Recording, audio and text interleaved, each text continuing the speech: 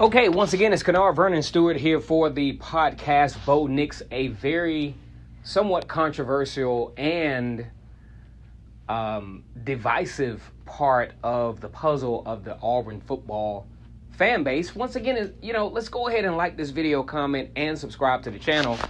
And as always, it's great to be an Auburn Tiger, War Eagle. We're still trying to figure this thing out as far as what the approach should be with Bo Nix. Now, I, have stumbled across some things, and I'm using one quarterback as the sample size for this. And there could be a possibility that Gus Malzahn maybe overassessed the quote-unquote abilities, at least at this point, for Bo Nix. Because when I look at Trevor Lawrence for Clemson, in the first few games before he got really comfortable, Trevor Lawrence threw the ball less than 30 times. Okay. Bo Nix 31 times against Oregon and 37 attempts against Tulane. That means Gus Malzahn is putting the, reins in Bo Nix's hands, and I think that may be a very dangerous thing for Gus Malzahn, or was a dangerous thing for Gus Malzahn to do. Go ahead and like this video, comment, and subscribe to the channel. And as always, it's great to be an Auburn Tiger, War Eagle. Auburn taking on Oregon. Bo Nix, true freshman quarterback, playing in the state championship game in Jordan-Hare Stadium against Saraland High School just a few months back. Now all of a sudden on the biggest stage in one of the biggest college football games, the biggest college football games. Game day is on the scene at Arlington, Texas.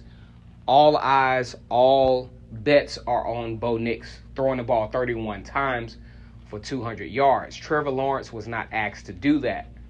As a matter of fact, less than 200 yards for the first few games for Trevor Lawrence. Most of the production was by, if you look at the comment section of a lot of my posts, a lot of these guys are saying, where is the running game? And it leads to the next point. Auburn has to, in a way, help. I don't care who the quarterback is. Auburn has to be more balanced. This was the issue from last season. Auburn was not balanced. Jarrett Stidham, very good quarterback. Running game just not established. Too many slow developing plays. Still relying on the jet sweep. Not a lot of attacking at the line of scrimmage. Now, one thing I can say about this offensive line for the Auburn Tigers, who are seniors now, late in the season, they started to get some push when they started to attack downfield. It's time for this offensive line to get a little bit more aggressive. It's time to start some aggressive play calls, some run-pass options, attacking the line of scrimmage. As a matter of fact, when Bo Nix started to do the run-pass option where Auburn was attacking the line of scrimmage, they had a relative level of success against Tulane.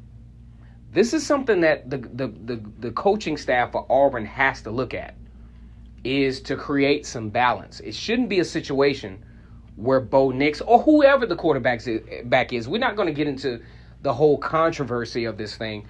Whoever the quarterback is should not be asked in a Gus Malzahn run offense, run pass option, to pass the ball 31 plus times.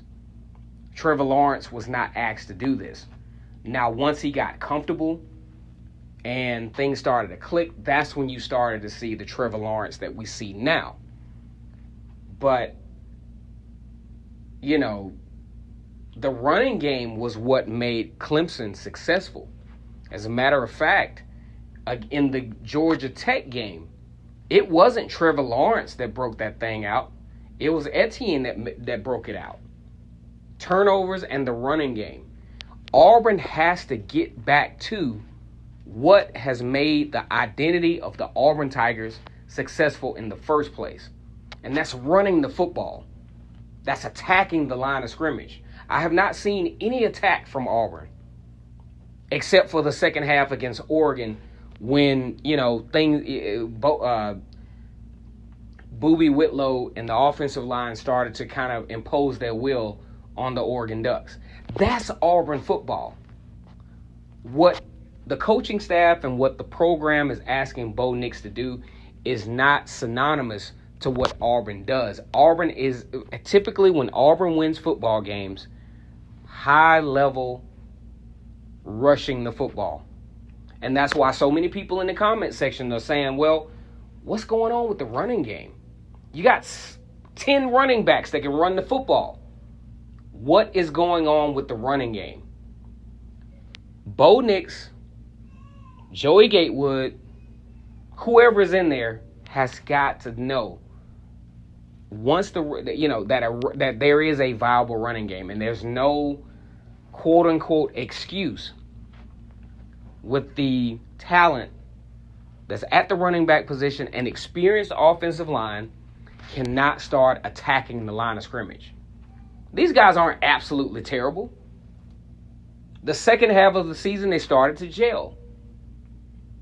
So we're going to see really quickly in the next couple of games where this offensive line is, where this running game is, because we're really putting the season, all of this talent, Derek Brown coming back, Marlon Davidson coming back, one of the best defenses in the country, but we're putting the game in the hands of a true freshman quarterback prematurely.